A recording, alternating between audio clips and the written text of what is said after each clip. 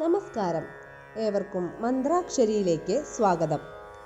നവരാത്രിയുടെ 6ാം ദിവസമായ ഷഷ്ഠി തിഥിയിൽ ദേവി കാർത്യായനിയെയാണ് ആരാധിക്കുന്നത്. വിശുദ്ധിയിലേക്ക് അയനം ചെയ്യുന്നവൾ എന്നാണ് കാർത്യായനിയുടെ അർത്ഥം. കാർത്യായനി ദേവി എന്നാൽ കോപാകുലയായ ദേവി എന്നാണ്. അതിനാൽ ദുർഗാദേവിയുടെ ഏറ്റവും ശക്തമായ രൂപങ്ങളിലൊന്നായി കാർത്യായനി ദേവിയെ കണക്കാക്കുന്നു. മഹിഷാസുരനെ വധിക്കുന്നതിനായി ദേവന്മാരുടെ കോപത്തിൽ നിന്നാണ് ദേവി അവതാരമെടുത്തത് എന്നാണ് വിശ്വാസം. ദിനത്തിൽ ചുവപ്പ്, വെളുപ്പ് എന്നീ നിറങ്ങളിലുള്ള വസ്ത്രങ്ങൾ ധരിക്കുന്നത് ഉത്തമമാണ്.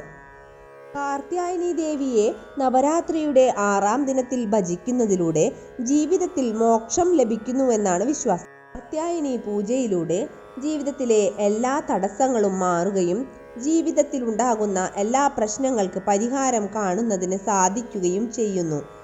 വിശുദ്ധിയിലേക്കുള്ള യാത്രയ്ക്ക് തുടക്കമാണ് ഈ ദിനത്തിൽ സംഭവിക്കുന്നത്. കാർത്യായനി പൂജ നടത്തുന്നത് ഏറെയും കന്യകമാരാണ്. ഇഷ്ടപതിയെ ലഭിക്കുന്നതിന് ഉള്ള അനുഗ്രഹം ദേവി നൽകുന്നു എന്നാണ് വിശ്വാസം.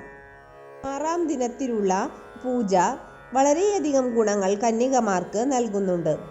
അറിവില്ലായ്മയെ ഇല്ലാതാക്കി ജ്ഞാനം നേടുന്ന വിജയമാണ് ഇത്. കാർത്യായനി ദേവിയുടെ ഐതിഹ്യത്തിൽ പറയുന്നത് ഇങ്ങനെയാണ്. കദൻ എന്ന ഒരു മഹാമുനി ഭൂമിയിൽ ജീവിച്ചിരുന്നു. അദ്ദേഹത്തിൻ്റെ മകനായിരുന്നു കാത്യൻ എന്ന മുനികുമാരൻ. എന്നാൽ ഒരു പുത്രിയില്ലാതിരുന്ന മുനി ദുർഗാദേവിയെ തൻ്റെ മകളായി ലഭിക്കണം എന്ന് ആഗ്രഹിക്കുകയുണ്ടായി. അതിനുവേണ്ടി അദ്ദേഹം കഠിന തപസ്സിൽ ഏർപ്പെടുകയും ചെയ്തു. ഇതിനെ തുടർന്ന് ദേവി പ്രത്യക്ഷപ്പെടുകയും കദന്റെ മകളായി താൻ ജനിക്കുമെന്ന് വരം നൽകുകയും ചെയ്തു. അങ്ങനെ കദന്റെ മകളായി ദേവി കാർത്യായനി എന്ന നാമത്തിൽ അവതരിച്ചു. കാർത്യായനി ഭാവത്തിലാണ് ദേവി ശ്രീ പാർവതി മഹിഷാസുരനെ വധിച്ചത്. മഹിഷാസുരനെ വധിക്കുന്ന സമയത്ത് ലക്ഷ്മി, സരസ്വതി എന്നീ ദേവിമാർ കാർത്യായനി ദേവിയിൽ ലയിച്ചു എന്നാണ് വിശ്വാസം.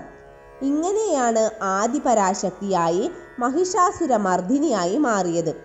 നവരാത്രിയിൽ പാർവതിയുടെ കാർത്യായനി ഭാവമാണ് 6ാം ദിവസം ആരാധിക്കുന്നത്.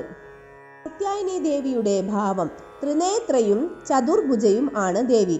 ശിരസിൽ ചന്ദ്രക്കലയോടു കൂടിയതും വലതു കൈയിൽ അഭയമുദ്രയും വരദമുദ്രയും ധരിച്ചിട്ടുള്ളവളും ആണ്. ഇടതു കൈകളിൽ വാളും താമരപ്പൂവും പിടിച്ചാണ് കാർത്യായനി ദേവി കുടികൊള്ളുന്നത്. ചുവന്ന പൂക്കളോടാണ് ദേവിക്ക് ഏറെ പ്രിയം.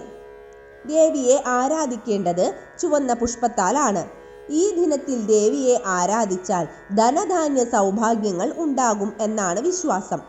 ഈ ദിനത്തിൽ ദേവിയെ ആരാധിക്കുമ്പോൾ കാർത്യായനി വ്രതം എടുക്കുന്നതും നല്ലതാണ്.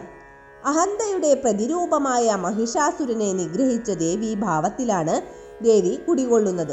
ഈ ദിനത്തിൽ വ്രതമെടുക്കുമ്പോൾ എരിവ്, പുളി, ഉപ്പ് എന്നിവ ഭക്ഷണത്തിൽ കുറയ്ക്കുന്നത് നല്ലതാണ്.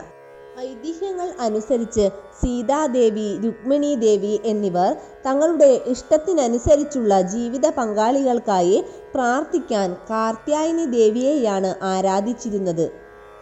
ദേവിയെ ആരാധിക്കുന്നതിലൂടെ ഇഷ്ടഫലപ്രാപ്തി ഉടൻ ഉണ്ടാകും എന്നാണ് പറയുന്നത്. അതിനാൽ ഇന്നും അവിവാഹിതരായ പെൺകുട്ടികൾ ദേവിയോട് പ്രാർത്ഥിക്കുന്നതിലൂടെ അവരുടെ ആഗ്രഹം പൂർത്തീകരിക്കും എന്നാണ് വിശ്വാസം. തേൻ, ശർക്കര, വൻപയർ എന്നിവ നിവേദ്യമായി ദേവിക്ക് വയ്ക്കാവുന്നതാണ്. കാർത്യായനി ദേവിയുടെ പ്രീതിയിലൂടെ വ്യാഴത്തിൻ്റെ പ്രീതിയും ഉണ്ടാകും എന്നാണ് വിശ്വാസം. ധനധാന്യ സൗഭാഗ്യങ്ങളുടെ കാരകനായ വ്യാഴത്തിൻ്റെ ദേവതയാണ് കാർത്യായനി ദേവി. ചുവന്ന പൂക്കളായ ചെത്തി, ചെമ്പരത്തി, ചെന്താമര എന്നിവ ദേവി പൂജയ്ക്കായി ഉപയോഗിക്കാവുന്നതാണ്. ഇനി കാർത്യായനി ദേവിയെ പ്രാർത്ഥിക്കുന്നതിനുള്ള മന്ത്രം ചൊല്ലാം. ചന്ദ്രഹാസോജ്വലകര ശാർദൂലവരവാഹന കാർത്യായനി ശുഭം ദദ്യാ ദേവി ദാനവഘാതിനി. കാർത്യായനി വ്രത ദിവസം സഹസ്രനാമ ജപത്തിന് വളരെയധികം പ്രാധാന്യമുണ്ട്. 3 നേരങ്ങളിലും ജപിക്കുന്നത് വളരെയധികം ഉത്തമമെന്ന് ആചാര്യന്മാർ പറയാറുണ്ട്. ഏവർക്കും കാർത്യായനി ദേവിയുടെ അനുഗ്രഹം ഉണ്ടാകട്ടെ എന്ന് പ്രാർത്ഥിച്ചുകൊണ്ട് നിർത്തുന്നു. നന്ദി.